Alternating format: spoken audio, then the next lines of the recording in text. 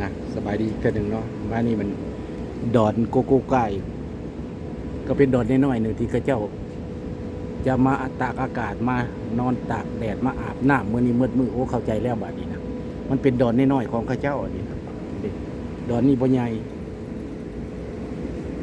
เป็นดอนน้อยๆแปลว่าเทเฮ็ดบ่ตากอากาศซื่อๆนี่นะแต่เขาเจ้าจะมาพักตากอากาศที่นี่มีบ่อนดอนสนุกซื่อๆดินบ่ใหญ่มาจอดอยู่นี่แต่ว่าเป็นแถวบ้านมาทั้งนั้นมันแต่ว่าเขามาสร้างบนจอดเรืออยู่นี่บนพักเรือว่าซั่นไปนี่ทางย่างเข้าไปต่อจากเรือแล้วนั่นก็มาจอดกันย่างเอาไปนี่เรือแล้วนี่ก็มาจอดย่างเอาไปนี่บนเดียวกันมาจอดคนละเบื้อง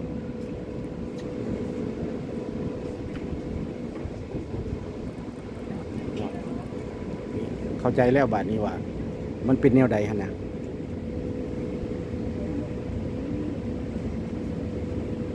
โกโก้ไก่มันตัวนี้ perfect day โกโก้ไก่แปลว่าลงไปลินอยู่นี่ไปกินข้าวที่นี่อาบน้ำอยู่นี่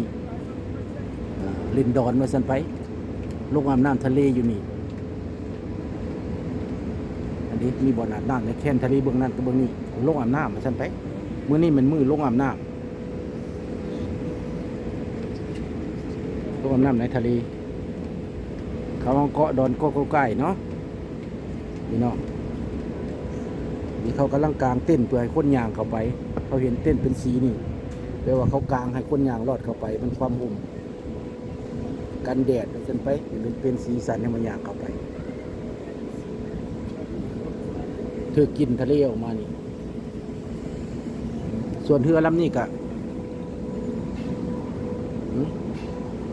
เรืออันนี้โทษท่ายทั้งท่ายมันสั่นกว่าเรือลำนี้สั่นกว่าแล้วก็เรื่องความสูงนี่ก็เท่ากันนะครับแต่ว่าสั้นกว่าและน้อยกว่าเนาะเพราะมันอาจจะสร้างก่อนเรือแล้วนี่เก่าเรือแล้วนี่ใหม่เรือแล้วนั่นเห็นบ่ปองเยียบมันยังก็เห็นเขาเมียงแล้วก็มีคือว่าเก่าหลายดังนั้นลำนี้นี่แม่นพี่น้องเบิ่งรถนี่มีบอลเล็กน้อยลีนมีบอลตีกอล์ฟ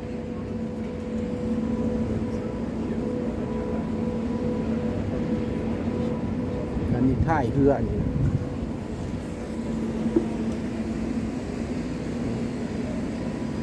สวนสนุกสำหรับเด็กน้อยพนักงานก็มาทำความสะอาดแต่เช้ามาเอาโหลดมาดูดมาปัดมากวาดคลีนแบบนี้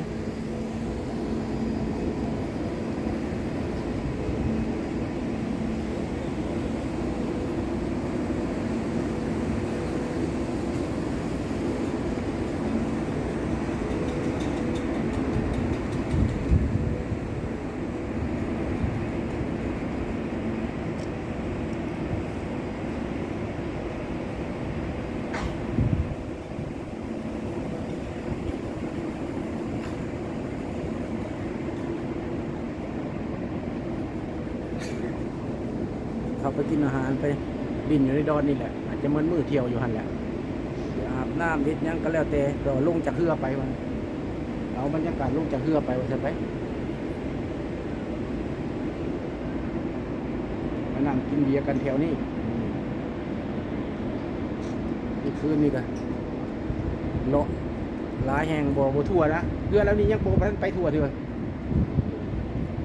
แล้วมีการลิ้นมีการมาลิ้นเห็นไหมลิ้นเซิร์ฟเขาห้องแต่ว่าเจ้าหน้าเขาก็ปล่อยน้ำแล้วก็ให้คนลิ้นเซิร์ฟแบบนี้เขาจะให้ลิ้นเนาะเซิร์ฟ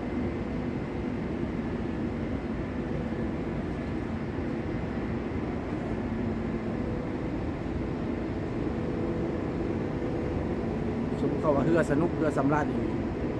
มันมีทุกอย่างเนาะ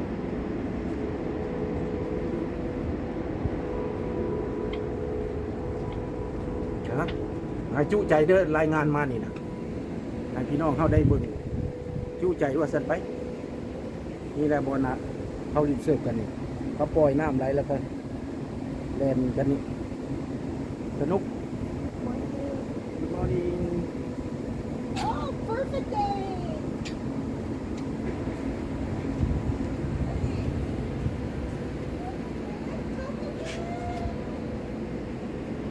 สนุกหลายสนุกหลาย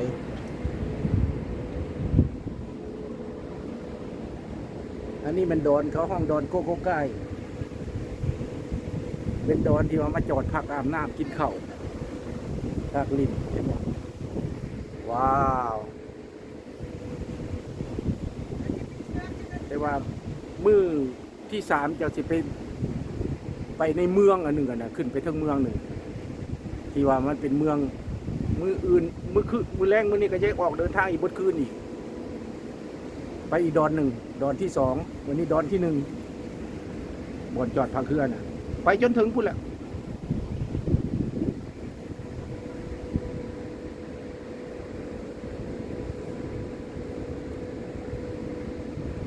เดี๋ยวเบิ่งรายละเอียดว่าเขาลกไปดอนมันมีหยัง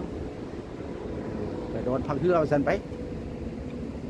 เห็นฟังเห็นฟ้านะมาบนอยู่แถวนี้ก็ได้จักสิได้บ้านคนก็เห็นมีแต่ดอนซื่อๆบ่เห็นบ้านคนปุ๊บ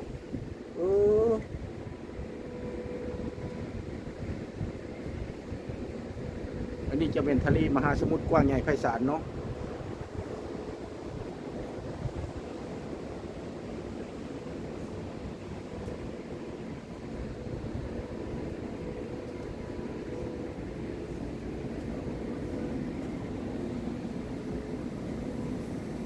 ที่มีบอลตีบาน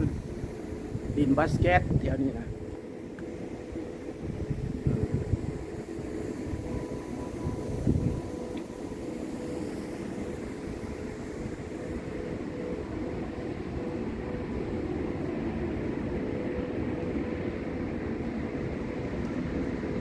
อันนั้นตี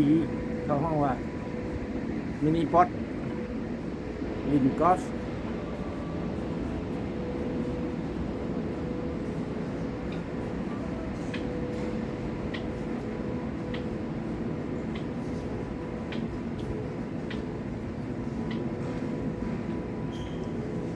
อาจจะฝนตกเมื่อคืนนี้เนาะเอาสีลาลงเลยได้บัดนี้มาพาเลาะบุญบนแหละสีลาลงเลยเด้องามเบื้องนี้ก็บ่เห็นฟ้าเห็นฝามันเป็นทะเลแท้ๆทะเลแท้ๆบ่เห็นฝั่งเห็นฝานี่มันลิ้นปิ้งปองกันที่โต๊ะปิ้งปองกัน